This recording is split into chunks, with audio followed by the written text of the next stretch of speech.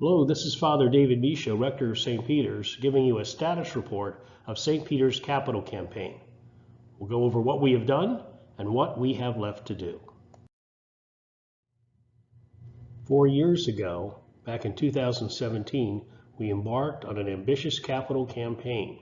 We wanted to raise $800,000 to help fund money-needed capital campaign projects, and the church responded. Back in 2017, the vestry identified 6 projects that needed to be done, and we needed to raise $800,000 to do them. That included the new roofs on Parish House and Parish Annex, new HVAC system in the church, renovated Parish Hall with new HVAC, a new digital organ, retiring the mortgage on the Parish Annex, and establishing a capital reserve fund. As you can see on this slide, this comes directly from the case statement and shows the approximate costs that we thought it would take.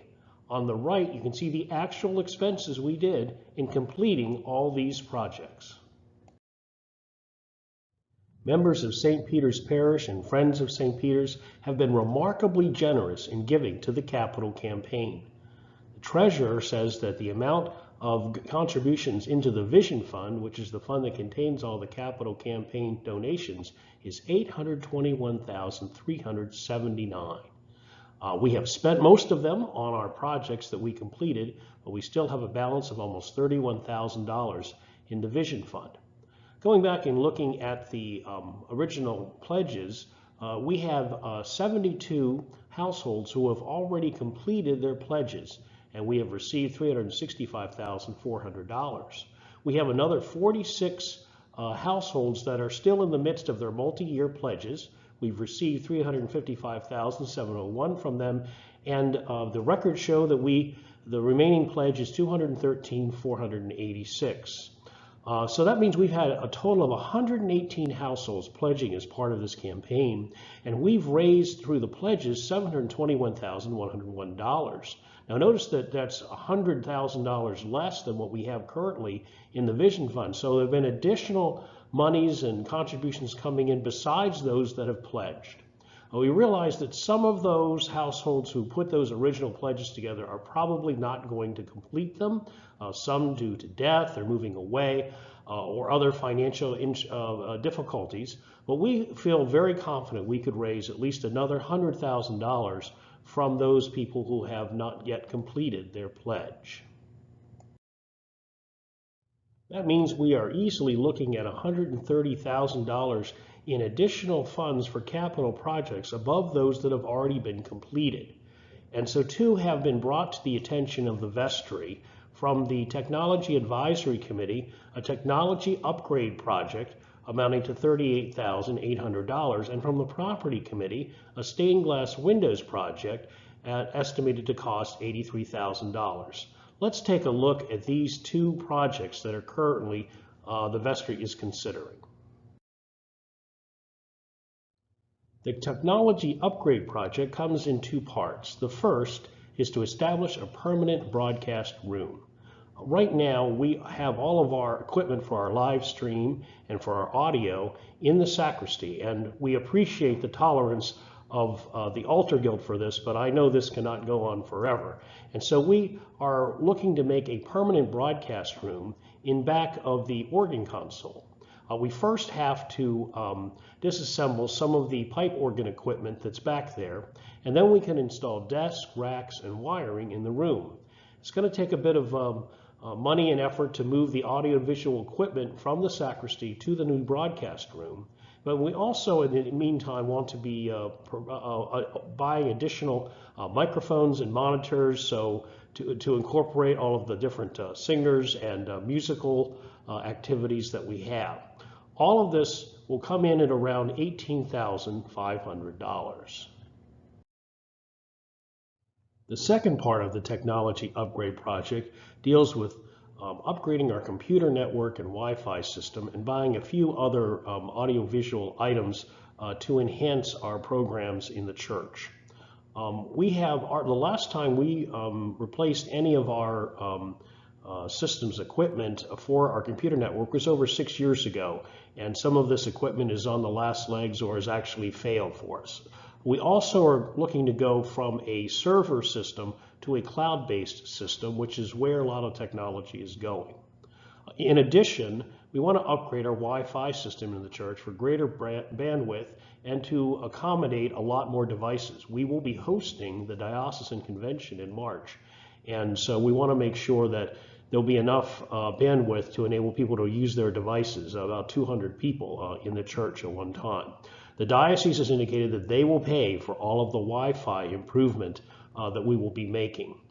In addition, we're going to be putting a large screen TV in the parish hall for presentations in the library, and we're going to have a large screen TV on wheels that we can move in and out of the church if we ever need to do that.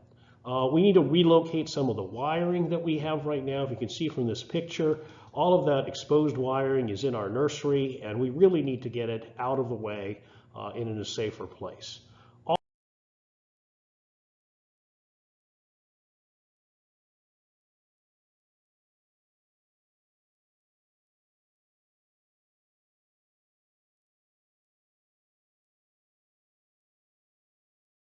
The second project we're looking at is the stained glass windows repair and rehabilitation project.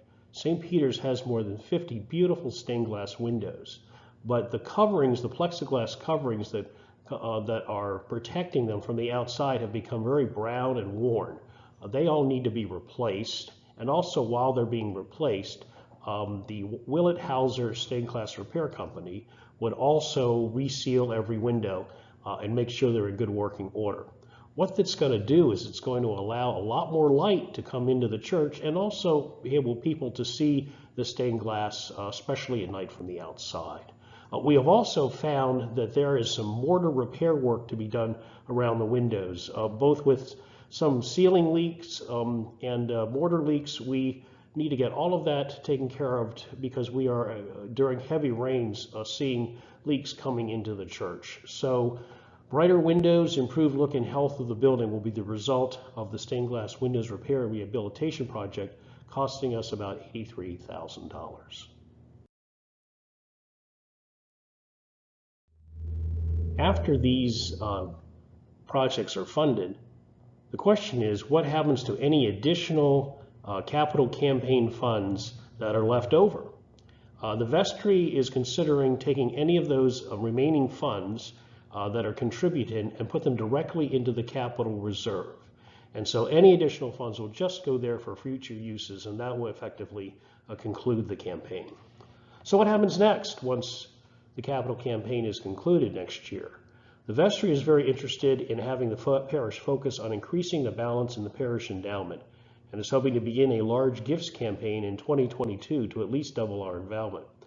We only have a $628,000 endowment, which is a very small endowment for a church our size. We should be in the $3 to $5 million range. But just doubling that endowment will provide additional income and make us more secure for our future. So